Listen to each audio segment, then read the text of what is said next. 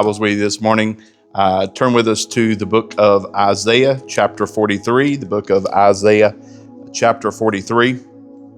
And we're going to look at just a couple of verses here this morning found in Isaiah 43. I was looking back, and in June 9th of 24, we looked at verse 1 through 7. And then the next week, June 8th through the 17th, on June 16th, we looked at verse 8 through 17. And looking at it, I don't know why we didn't go on at that point, but I know now why, because it was meant for today. So the next series of verses would have fit perfectly along with what we looked at back in June of 24. But we'll look today at verse number 18 and verse number 19. But I don't know why we didn't continue back then, but for God had a plan. God had a purpose. Oh, Jane brought me a bottle of water and I couldn't figure out what I did with it.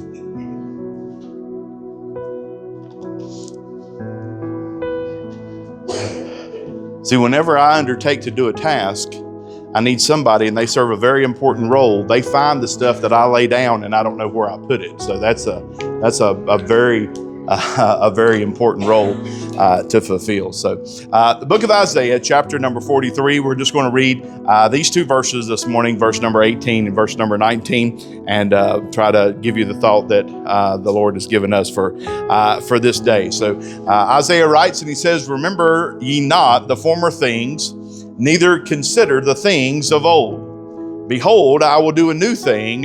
Now it shall spring forth. Shall ye not know it?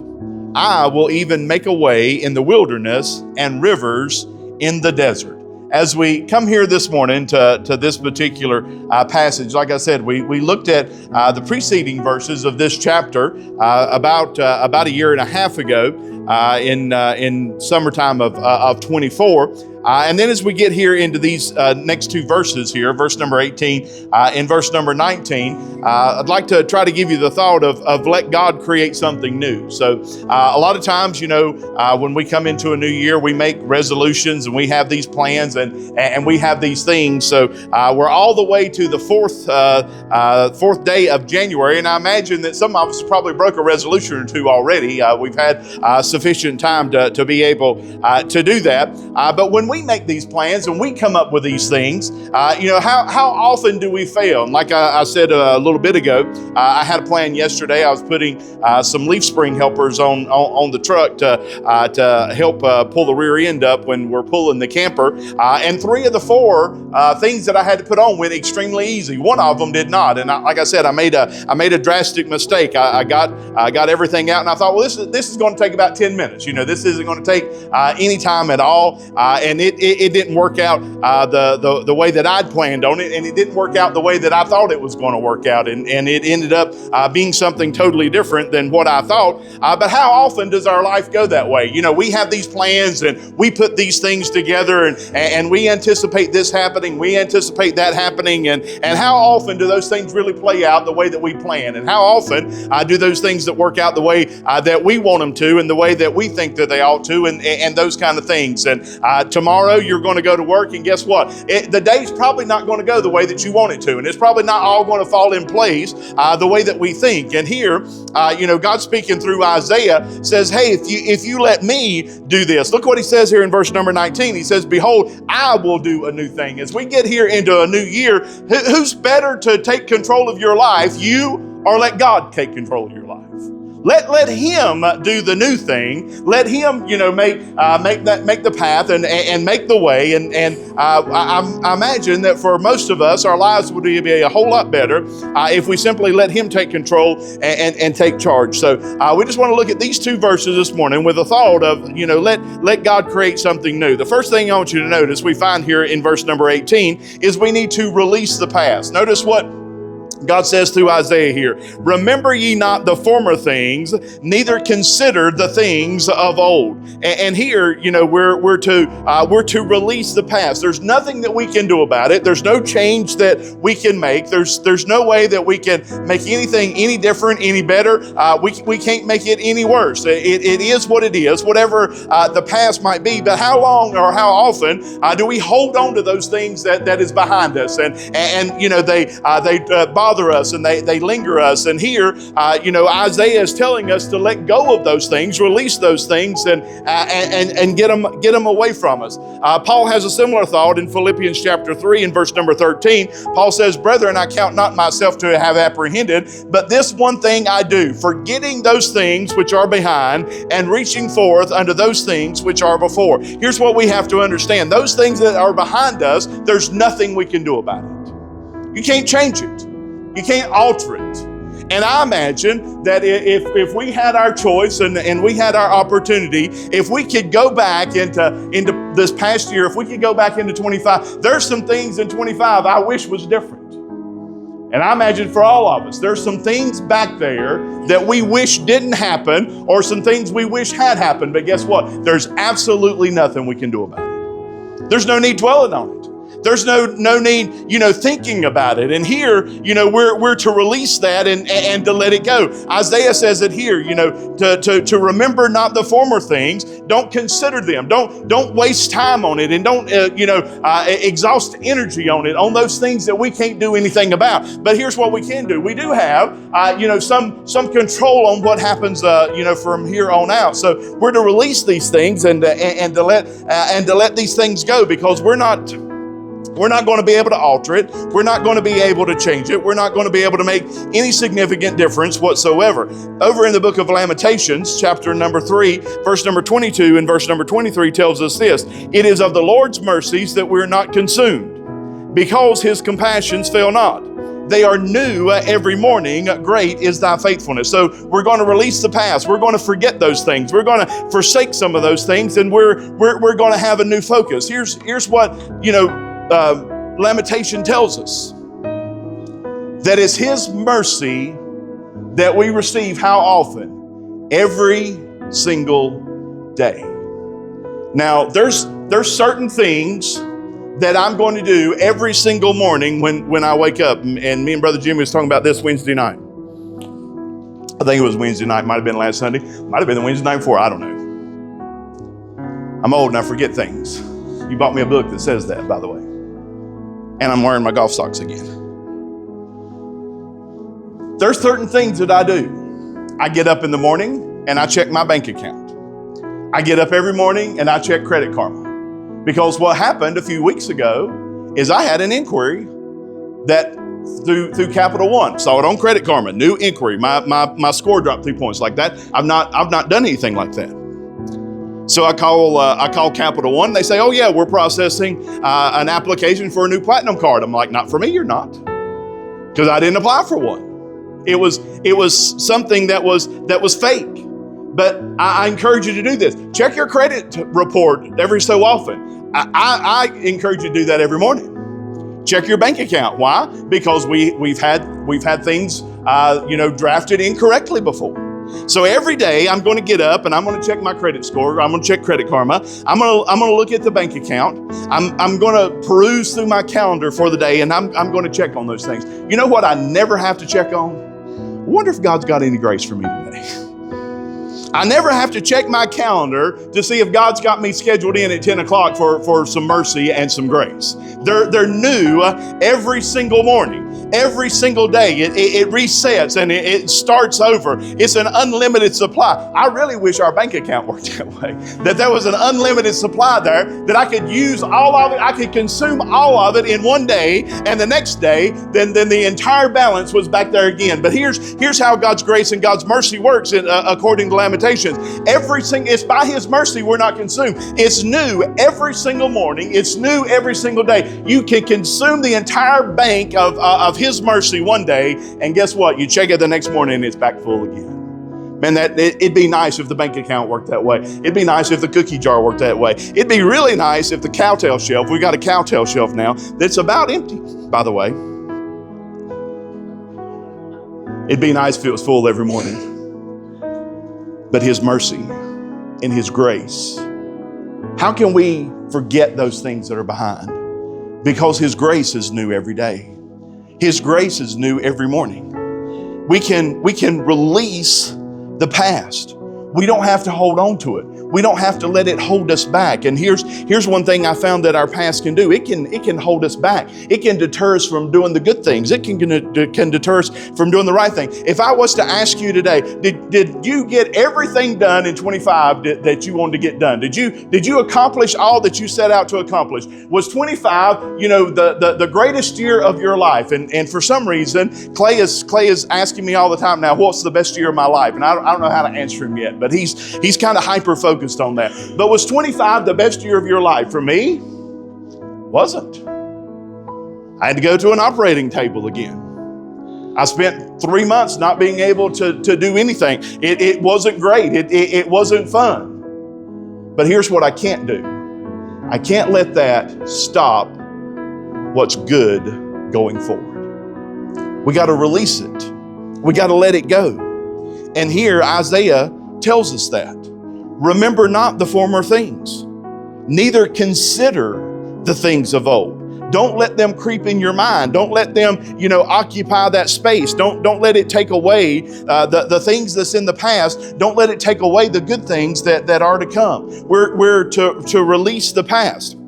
Not only do we release the past, but we also recognize the present. Notice what verse 19 says. Behold, in other words, he's saying, look, pay attention. I'm about to show you something. I'm about to give you something. God says, I will do a new thing. Now it shall spring forth. Shall ye not know it? I will even make a way in the wilderness, in the rivers, in the desert. Here's what Isaiah is saying. Release the past. Let go of those things. Forget those things that are of old. Don't consider them. Don't think about them anymore. Don't let them drag you down. Don't let them hold you back. But instead, recognize the present situation right here. And God says, here, I want you to do this. I want you to behold. I want you to look. I'm going to do this new thing. I'm going to give you something that is brand new. And notice what it's going to do. It shall spring forth. I've always been amazed by a couple of things in nature. You ever mow your yard one day, maybe in the midday or even afternoon? You mow your yard, you've got everything clipped down, and you get up the next morning and there's some of them mushrooms there in the yard. How in the world did they grow that fast? And they're not like that big. They're like that big overnight. They just spring up out of nowhere, and all of a sudden something is there that wasn't there before. Something has, and it almost feels like magic. I know it's not, but it seems like something has magically appeared. Here's what God says right here. I'm going to do a new thing, and how's it going to come? It's going to spring forth. We have no idea what God has planned for us in this next year. We have no idea where it's going to come from. We have no idea where the next blessing is going to be. We don't know, how this thing is going to happen and how this thing is going to play out and where all these things are going to come from. But guess what? God does. God knows exactly when it's going to happen. God knows exactly where it's going to happen. God knows all the details about it's happening, even though we may not understand it and even though we may not know it. He does. He has all that in place already. He has all that laid out already, and we may not know it. Over in the book of James chapter number 4 and verse number 8. James writes and he says this, draw nigh to God, he will draw nigh to you. Cleanse your hands, ye sinners, and purify your hearts, ye double-minded. What is James telling us to do here? He's telling us to perceive his plan and to pursue his presence. He says that if we draw nigh to God, what is it that God said he will do? He will draw nigh to us. If we're pulling toward him in this present moment, and here's what we have to understand. There's things that change in this world. Things don't work out and things fall apart sometimes, and there's constant turmoil and there's constant change. But for the child of God, there is one constant that's always there, and that is the presence of God. If we do this, if we draw nigh to him, He'll draw nigh to us. So whose responsibility is it to make the first move? It's ours. We got to make the first move. He's waiting for us.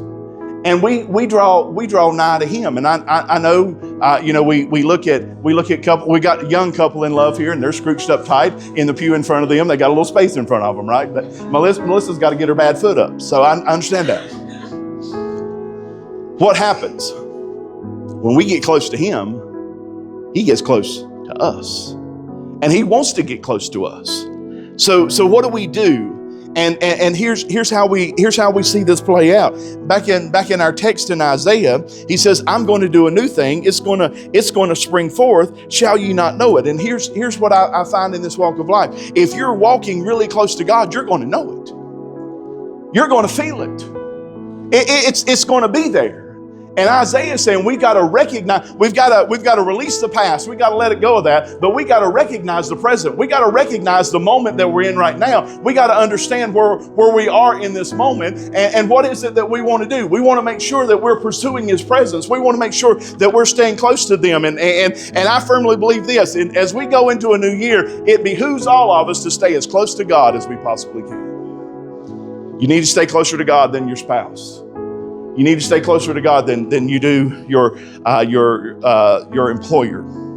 About something yesterday, and I admire people for their diligence to their employer, but they tried to sell me an extended warranty, and I declined it. And then he pursued heavier. I declined it again. Then he pursued a little bit heavier. And I said, don't make me go to another store that they're not going to ask me the question. You know, I don't want to go through with this. And this is what he said: "My boss is watching, and I got to ask you if you want the extended warranty." I said, "Well, I'll go tell him that I don't. Then if that's what I need to do, we'll play." I said, "I admire your diligence to Harbor Freight. I really do. That you're trying to do, what it is that your boss is asking you to do. But as we go into this new year, what do we need to do? We need to draw nigh to God. And when we draw nigh to God, He'll draw nigh to us. When we pull in close to Him, He'll pull in close to us. When we pursue His presence and want to be around Him and want to be where He's at and make sure that we're following Him and making sure that we're in His steps. Now, there's no doubt that when Jimmy comes this way, Nate wants to follow him. Nobody doubts that, right? Why does he want to do that?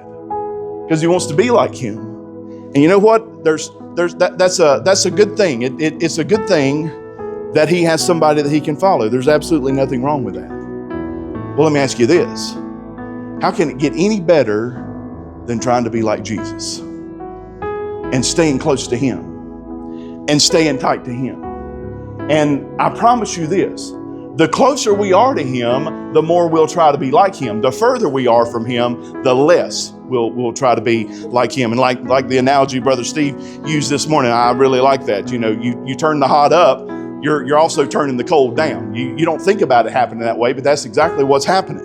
You turn the hot up, you're letting the cold get turned down. And I imagine that for a lot of Christians out there in this world today, what they're doing, they're turning the cold up and the hot's getting turned off. And they're not following the way that they're supposed to, and they're not following the way that they need to. We need to make sure that we're pursuing His presence. And not only that, we need to make sure that we're participating in His process. In Proverbs chapter number 3, verse number 5 and 6, we find this: "Trust in the Lord with all thine heart, and lean not unto thine own understanding. In all thy ways acknowledge Him, and He shall direct thy paths." I promise you this: whatever it is that God gives us never will fail.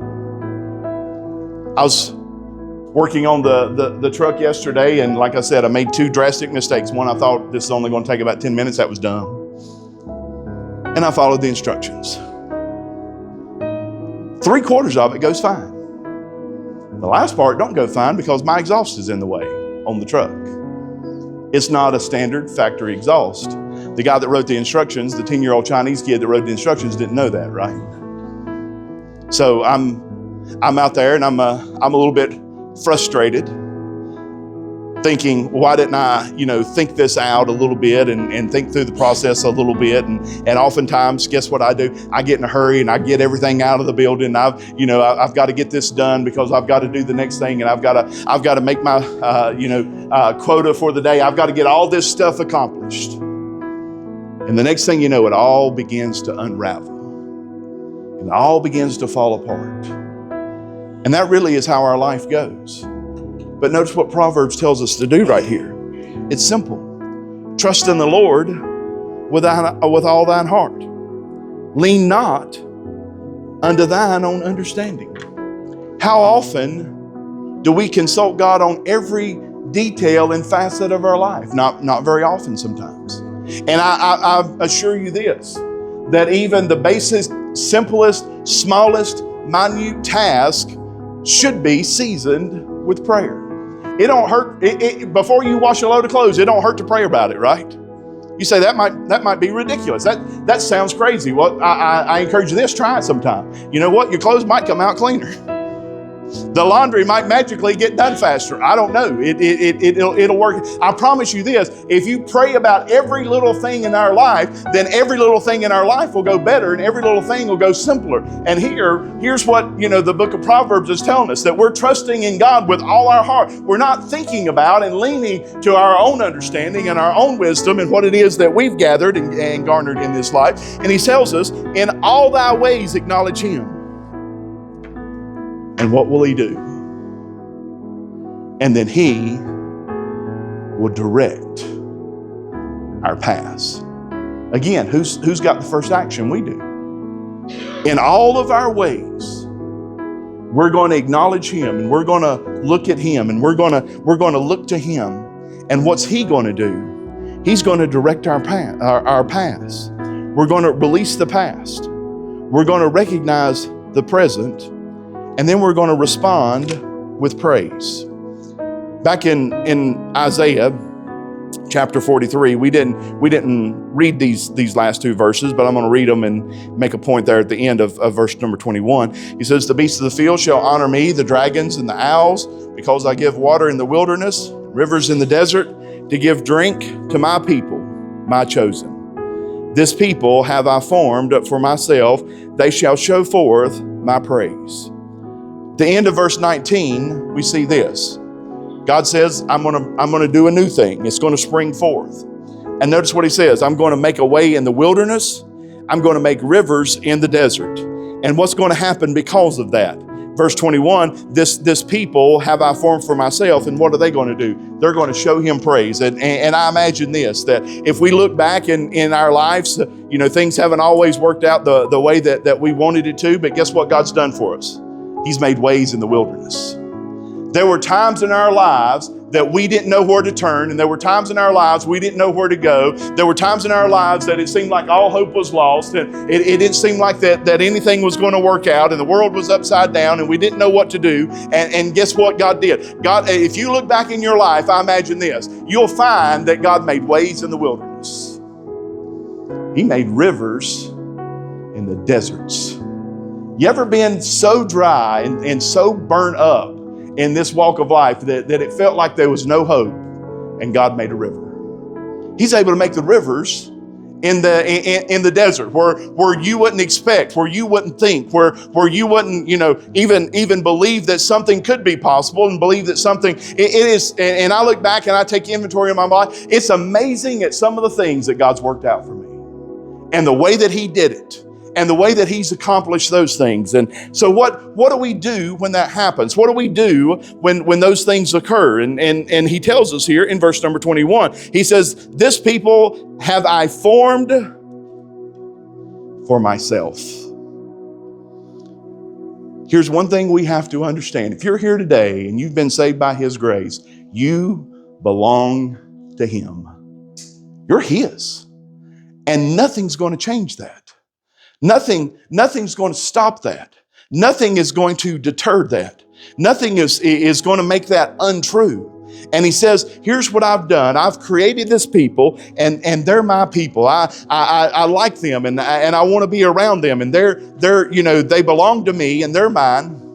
They're my possession. Now, sometimes it feels like, we belong to our employer. Sometimes it might feel like that we belong to our parents. And sometimes it might feel like, we belong to our spouse or something like that. But here's what we have to understand, that we belong to Him. We're going to respond by having a level of praise.